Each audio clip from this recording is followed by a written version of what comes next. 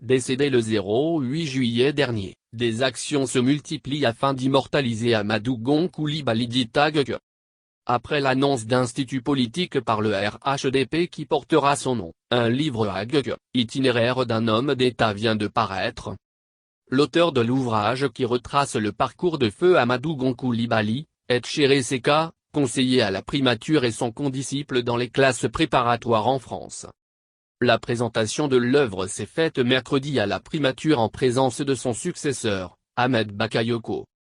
Selon le Premier ministre, Amadou Gon Coulibaly reste et restera toujours un modèle, un repère pour les Ivoiriens grâce à sa grande capacité de travail. Amadou Gon Coulibaly restera un repère, un modèle pour nous tous, de par ses valeurs et ses compétences. Il appartient à la race de dirigeants dont l'Afrique a besoin pour atteindre son émergence. Il avait une capacité de travail à nul autre pareil, a soutenu Ahmed Bakayoko.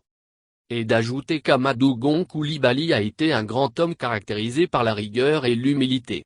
Ces valeurs qui l'ont guidé durant toute sa vie ont fait de lui un homme d'État accompli, soucieux de l'intérêt général et de la prospérité de la Côte d'Ivoire. Il a servi son pays, avec passion jusqu'à son dernier souffle. Il a laissé un héritage qu'il faut non seulement préserver, mais aussi partager avec la jeune génération. L'auteur de l'ouvrage qui retrace le parcours de feu Amadou Gon Coulibaly, Etchere Seka, conseiller à la primature et son condisciple dans les classes préparatoires en France. Le livre comporte 5 parties, à savoir les années de formation en Côte d'Ivoire et en France, la carrière professionnelle et politique, le cheminement de la Côte d'Ivoire vers l'émergence, les atouts d'Amadou Gon Coulibaly, la science, la technologie et le capital humain, et les dynamiques qui permettent d'atteindre l'émergence. Il a souhaité que son ouvrage serve de boussole à la génération future. Nommé Premier ministre le 10 janvier 2017, Amadou Gon Coulibaly a été rappelé à Dieu le 8 juillet dernier.